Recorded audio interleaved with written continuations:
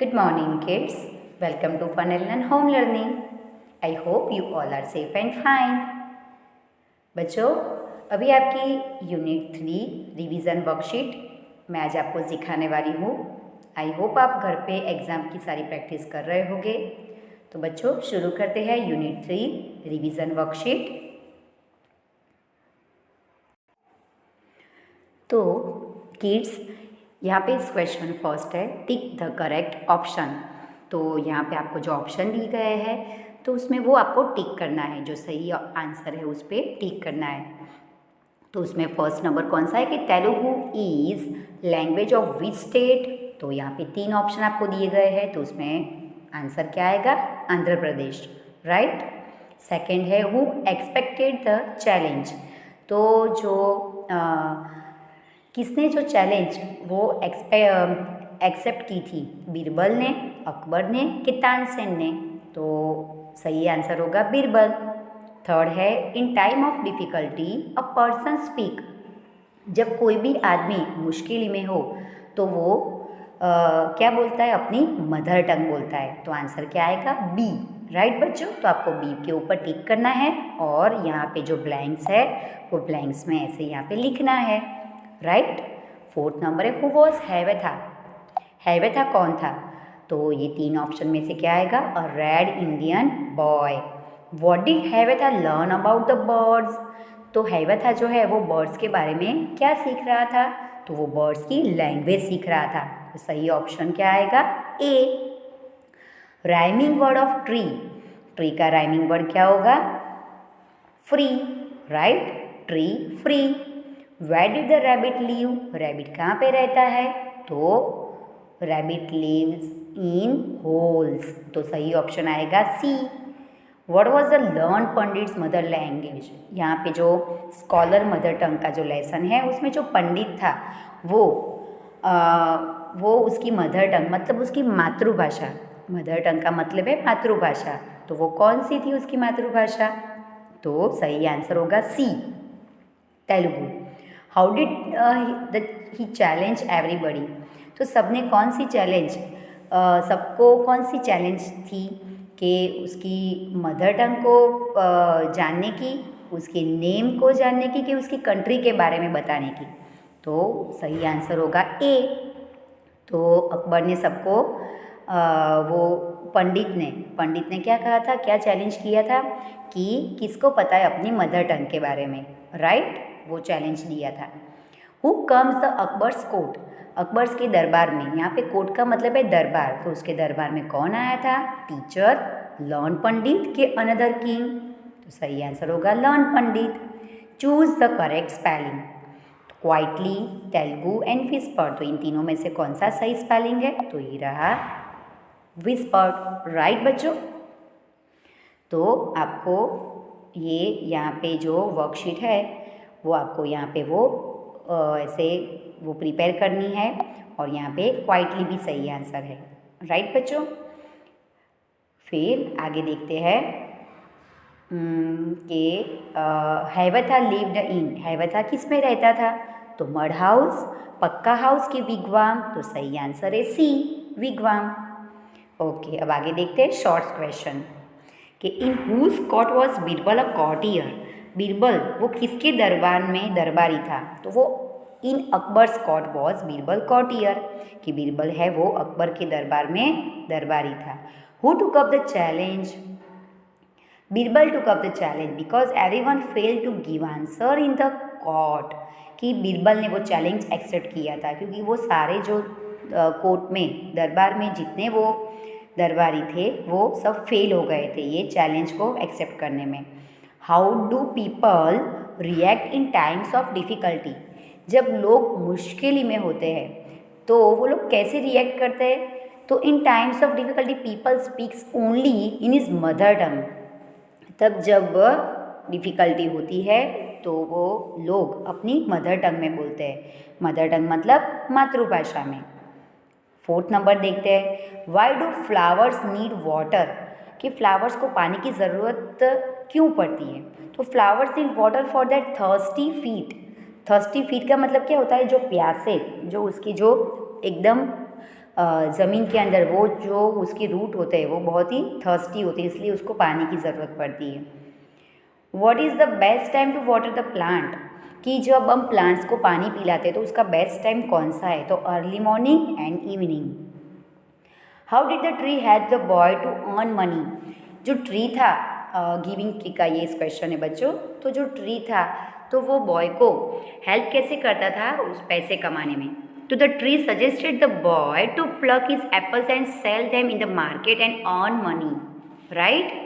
What 3 things did the tree give to the little boy, तो tree जो था वो छोटे बच्चों को कौन कौन सी चीज़ें दे देता था। 8 नंबर है कि what did the library door से, लाइब्रेरी डोर क्या बोलता है।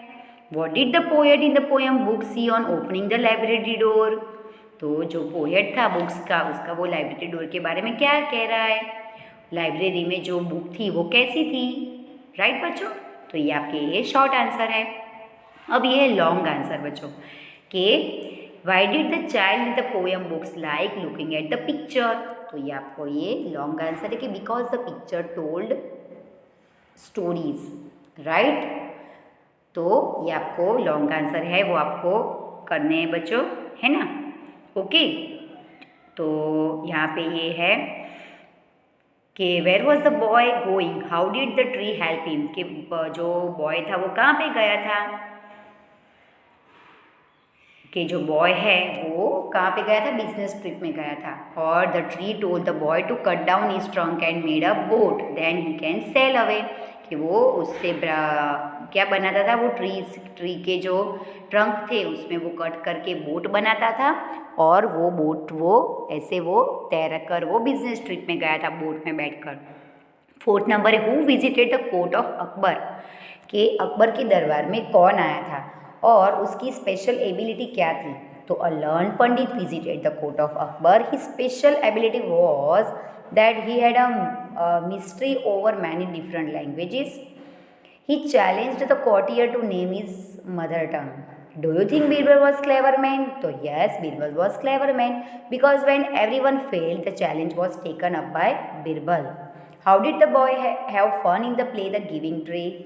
तो जो बॉय था गिविंग ट्री में वो कैसे ट्री के साथ वो मज़े करता था। The boy had fun in the play the giving tree by swinging from branches, तो वो उसकी ब्रांचेस में क्या करता था, वो स्विंग करता था। ओके बच्चों, आगे देखते हैं इस क्वेश्चन 4।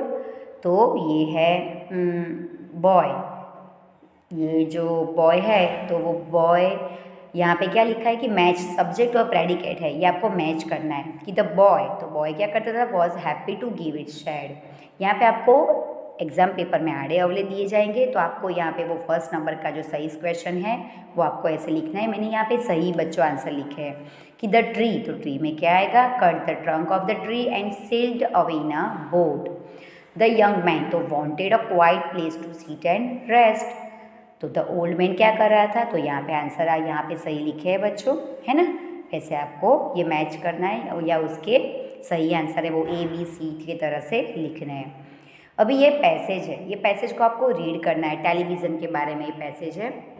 तो बच्चों इसके आंसर आपको अंदर से ही ढूंढने हैं। तो पैसेज का मतलब क्या है कि television can damage your health if you sit still for hours at a time. You use a lot less energy than if you are moving, but you don't eat less. In fact, you are likely to eat more if you watch.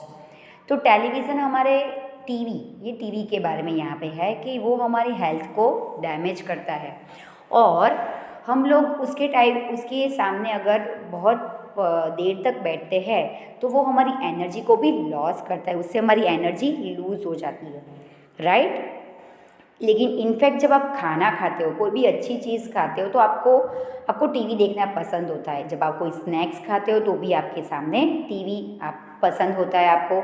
तो not only do you eat more when you watch TV, but you also eat the wrong food. लेकिन क्या आपको पता है कि जब आप कोई स्नैक्स खाते हो तो स्नैक्स के सामने आप टीवी देखते हो, तब आप जो फूड खाते हो वो एकदम गलत है। कभी कभी आप कोई पैकेट्स लेके या कोई अच्छी सा कोई जंक फूड लेके बैठते हो, तो वो आपके हेल्थ के लिए गलत है। क्यों? क्योंकि वो फैटी एंड सॉल्टी फूड होता है उसमें, और जैसे चिप्स है, राइट। तो उससे आपका क्या होता है कि you eat more and exercise less, so you get fatter. आप बहुत फैट क्यों हो जाते हो? कि आप एक्सरसाइज कम करते हो और खाना ज़्यादा खाते हो। You eat unhealthy foods, so you are less healthy. आप अनहेल्दी फूड भी ज़्यादा खाते हो।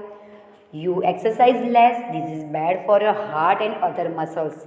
आप एक्सरसाइज भी कम करते हो, इसीलिए आपके हार्ट पे और मसल्स के लिए वो बहुत ही बैड है। तो आपको टीवी के बहुत अच्छे कोई प्रोग्राम है वो ऐसे देखने चाहिए, राइट बच्चों। तब अब ये जो आपका पैराग्राफ है बच्चों, ये भी आपको एग्जाम पेपर में आएगा। ये पैराग्राफ के अंदर से ही आपको आंसर ढूंढ के उसमें टिक करना है। तो हम देखते हैं उसकी एक्सरसाइज। ये इसको रीडिंग कॉम्प्रिहेंशन बोलते हैं। तो उसमें फर्स्ट है कि dash is bad for our heart and other muscles. तो वो हमारे लिए क्या है कि एक्सरसाइज लेस। क्या आएगा यहाँ पे? सी वाला ऑप्शन आएगा। क्या आएगा बच्चों? यहाँ पे ऑप्शन आएगा ये सी के लेस एक्सरसाइज। आंसर क्या है? Less exercise. वो आपको लिखना है ऐसे। फिर find word the passage which means the same as expected. तो एक्सपेक्टेड मतलब क्या? आशा रखना। तो उसका दूसरा वर्ड कौन सा है? फैक्ट, लाइकली, ऑल्सो कि स्नेक। तो उसका दूसरा वर्ड है fact. In passage television is referred to a box, कि टेलीविजन को क्या कहा गया है? बॉक्स कहा गया है। तो वो ट्रू है, राइट। अभी यहाँ पे वो ब्लैंक्स है कि television is harmful for our. यहाँ पे क्या आएगा बच्चों? यहाँ पे आप देख सकते हो इसमें लिखा हुआ है कि ये आएगा यहाँ पे हेल्थ, राइट। तो आपको वो हेल्थ यहाँ पे वो ब्लैंक्स में लिखना है। ये आपको ब्लैंक्स में यहाँ पे लिखना है health. Dash and dash can be termed as healthy food. तो हेल्दी फूड के लिए कौन से दो ऑप्शन है? तो जो फॉर हेल्दी फूड के लिए आपको क्या करना चाहिए? तो जो हेल्दी फूड के दो ऑप्शन है कि dash and dash can be termed as on healthy food. तो इसके लिए आपको पैराग्राफ में से ये वर्ड ढूंढ के लिखने के। थर्ड नंबर है वी गेट फैटी।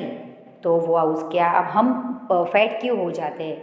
तो जब हम, इसका आंसर आएगा बच्चों कि जब हम ये फैटी और सॉल्टी फूड खाते हैं तब हम फैट हो जाते हैं।